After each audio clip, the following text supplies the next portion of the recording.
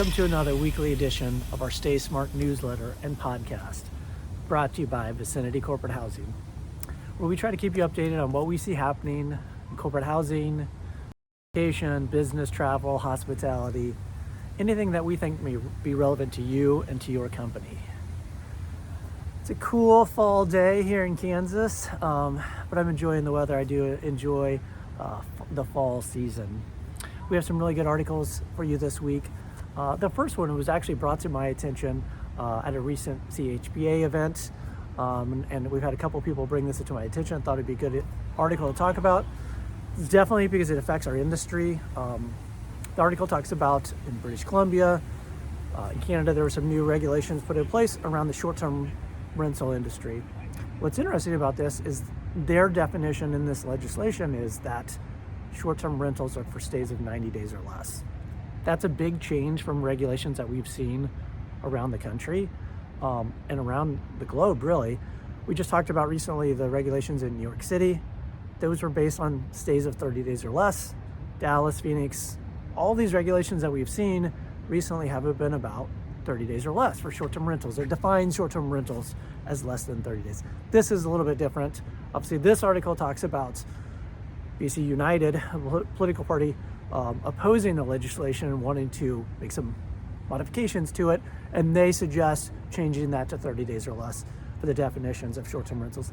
It's definitely something I agree with. I think this is a huge effect on the corporate housing industry if this would pass. So it's definitely something that I'll be keeping an eye on. Hopefully you keep an eye on it too. Another article about funding in the industry.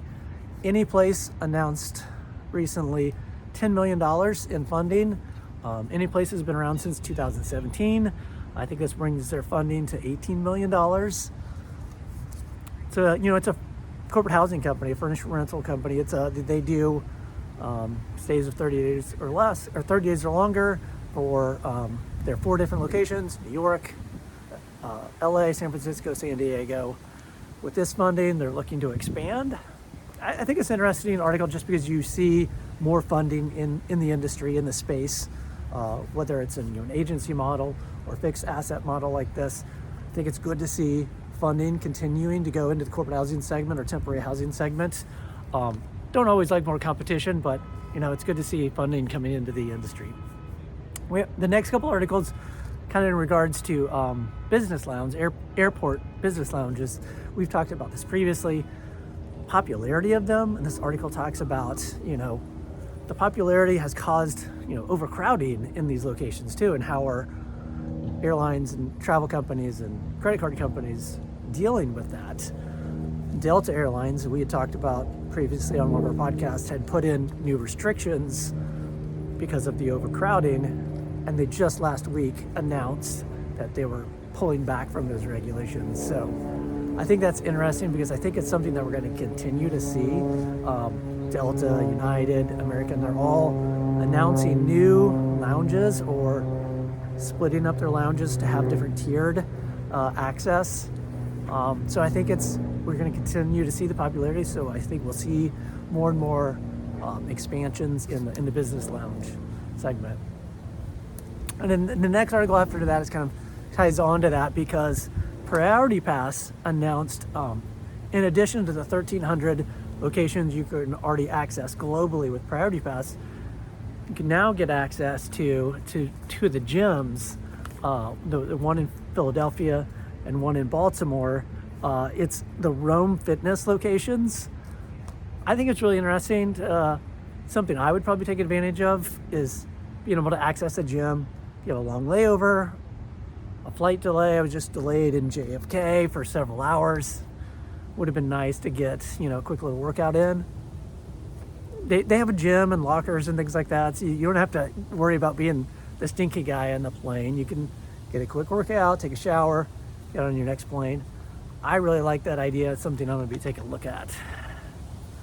The last article comes from Worldwide ERC. They put this article out recently about navigating remote work trends worldwide. And I like how it talks about just the different regions globally and how they've navigated remote work differently, whether it's Asia or Europe North America or even Latin America. Each region has done it a little bit different. Asia didn't quite see as much remote work during the lockdowns. The US, Canada, Britain probably were the most using remote work. I think this will be interesting because I think there's still going to be, at least here in the US, a push for return to the office. Europe, I think we're seeing that also. But I think what I really love was a quote in the article that talks, it says, work is no longer confined to a single location. Work is developed into a flexible activity that can take place at many times in many places, with the how no longer set in stone. I really like that quote because I do think that's something that we'll see. And it does affect, mobility, relocation, mobility, business travel. I think it's a really interesting article. I really enjoyed looking at the different aspects of the different regions and how remote work has taken off. Those are the articles that we have this week. I'd love to tell you more about Viciniti Corporate Housing, our parent company, Transitions Group. We've been in business since 1985. We're an employee-owned company. Transitions Group, like I said, is the name of our company. That's why I use the tagline. That's what I see transitioning this week. If you'd like to hear more about how Viciniti Corporate Housing can help you, how we can partner, collaborate together, please let us know. I'd love to partner with you. Anything you'd like to let us know or have any questions, send me an email, leave a comment in the comment section. If you haven't hit the subscribe button, go ahead and do that. That's what I see transitioning this week. Take care, everyone.